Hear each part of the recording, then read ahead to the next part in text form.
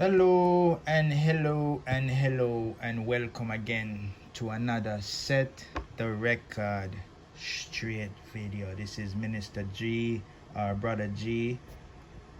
And the reason why I just call myself Minister G, I'm ministering to you the truth of the gospel. The gospel has been taken out of so many contexts. The word gospel really means the truth of the message of God, the kingdom of heaven, the message of the kingdom of heaven. Gospel is a message. The term gospel is a message. Its definition is simply message. Go preach the message. Go preach the gospel. That's basically what it is. Whew. Anyways, so I was just reading this New Testament again. I was just skimming it and I was like, this thought came to me. Stupor. Stupor. And it could go into stupefaction or again, I mean in the consistent stupor. It could be it simply could mean sleeping. And sleeping for a long time. Many people have been sleeping, and I was included in it until I got serious and came of age. In the context, when I'm saying coming of age, I'm coming of understanding, and I'm looking at certain things. I'm like, wait, these guys are turning all these things that is actually real into a myth or some stories that is not actual. Let's take for example the parable of the lost son. In other words, the parable of the lost son is an allegory of someone who lost their way in living right. That's basically what a parable of the lost son. It's not mean that this son was lost spatially in a geographical area. See, I got the word. I got to take my time. When he wasn't lost spatially. He was lost in the context of his spiritual mind, what he ought to do. Yeah.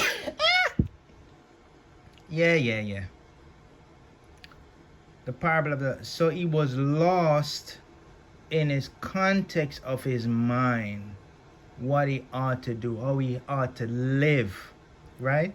Remember, Paul says a Jew is not one outwardly.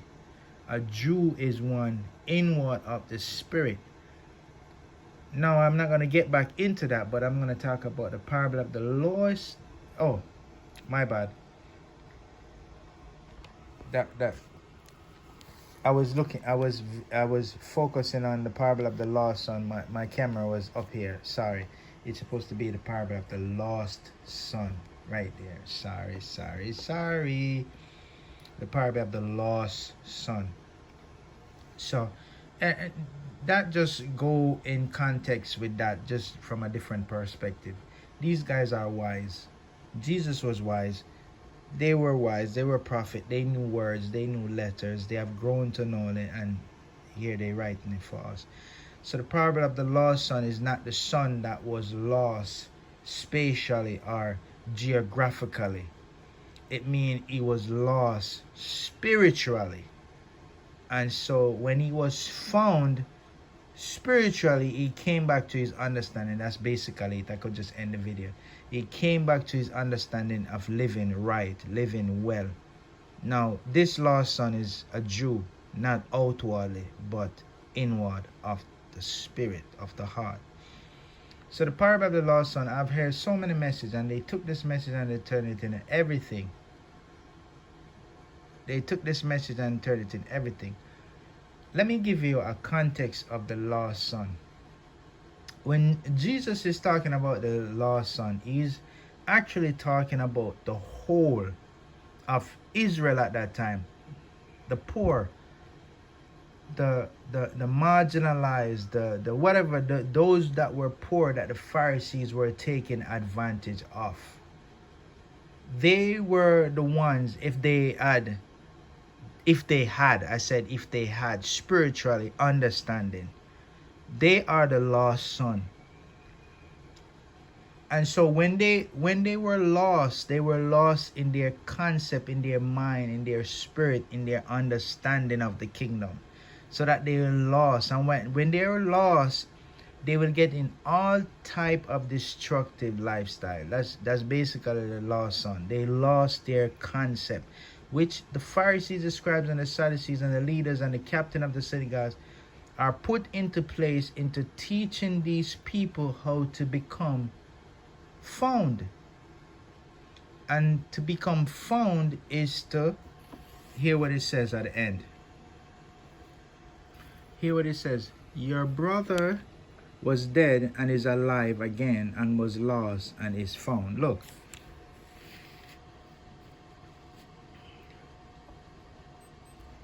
Your brother was dead and is alive again, and was lost and is found. So right here in this, we have figurative language that is describing someone that is living a destructive lifestyle in their life. They doing all type of destruction to their own life. That means they are dead spiritually.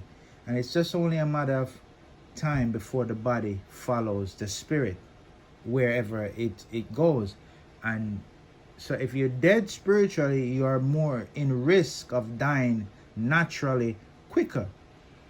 So when he's alive, that means he's alive spiritually. And that's basically what Jesus is teaching.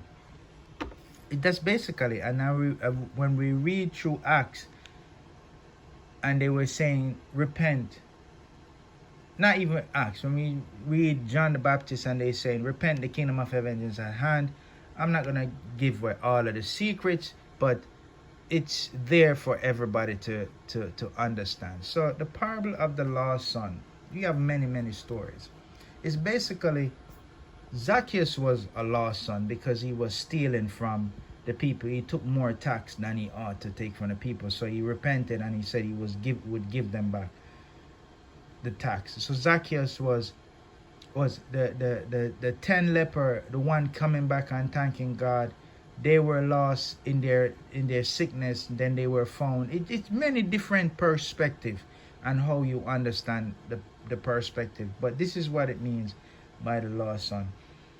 Truly, ungodly man has long crept in and turned the kingdom of heaven upside down. And I think God is trying to turn it back right side up. And so a lot of us fall in a stupor, a stumbling, a sleep, because ungodly men has crept in, educated ungodly men, philosophers, and twist the words of God, twist the truth.